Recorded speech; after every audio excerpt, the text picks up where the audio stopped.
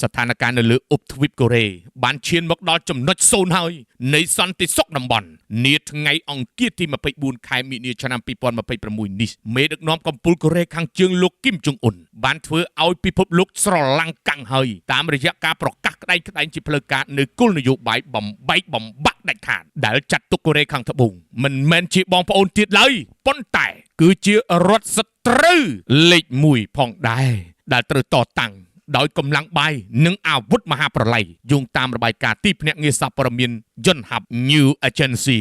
និង The Korea Times ចុះផ្សាយក្នុងថ្ងៃបញ្ចប់សម័យប្រជុំសភាប្រជាជនអាណត្តិទី15លោកគីមចុងអ៊ុនបានបញ្ជូនសារព្រមានយ៉ាងកាចសាហាវទៅកាន់ទីក្រុងសេអ៊ូលថារាល់ការញុះញង់បន្តិចបន្តួចណាមួយនឹងត្រូវតបត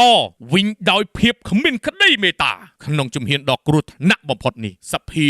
ទីក្រុងឈុងយ៉ាងបាននឹងកំពុងពិភាក្សាលើការធ្វើវិសោធនកម្មរដ្ឋធម្មនុញ្ញដើម្បីកំណត់ឋានៈកូរ៉េខាងត្បូងជាសត្រូវផ្លូវការក្នុងច្បាប់កំពូលនៃរដ្ឋកាន់តែស៊ីជម្រៅជាងនេះលោកគីមចុងអ៊ុនបានសង្កត់ធ្ងន់ថាឋានៈជារដ្ឋនុយក្លេអ៊ែររបស់កូរ៉េខាងជើងគឺជាមរតកអមតៈដែលមិនអាចរង្គោះរង្គើបានទន្ទឹមនឹងការចង្អុលមុខសត្រូវចាស់លោកក៏បានវិប្រហារធ្ងន់ធ្ងរទៅលើសហរដ្ឋអាមេរិកក្រោមរដ្ឋបាលរបស់លោកដូណាល់ដ ត្រាំថាជាមេខ្លោងភេរវកម្មនិងជាអ្នកឈ្លានពានដែលបង្កអស្ថិរភាពសកលក្រុមអ្នកវិភាគអន្តរជាតិយល់ឃើញថានេះគឺជាយុទ្ធសាស្ត្រដុតផ្ទះខ្លួនឯងដើម្បីទាញយកផលចំណេញពីភាពច្របូកច្របល់នៃសង្គ្រាមនៅបច្ចឹមបូព៌ាខណៈពិភពលោកកំពុងងាករេការចាប់អារម្មណ៍បំផុតនេះគួររំលឹកផងដែរថាការផ្លាស់ប្ដូរវោហាសាស្ត្រពីការបង្រួបបង្រួមមកជាការបំផ្លាញរវាងទីក្រុងខ្ជុងយ៉ាងគឺជាសញ្ញាអាសន្ននៃសង្គ្រាមត្រជាក់ជាថ្មី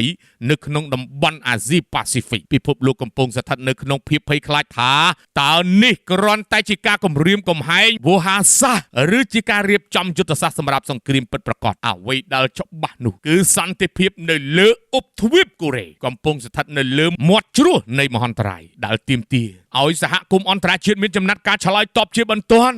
និងម៉ឺងម៉ាត់បំផុត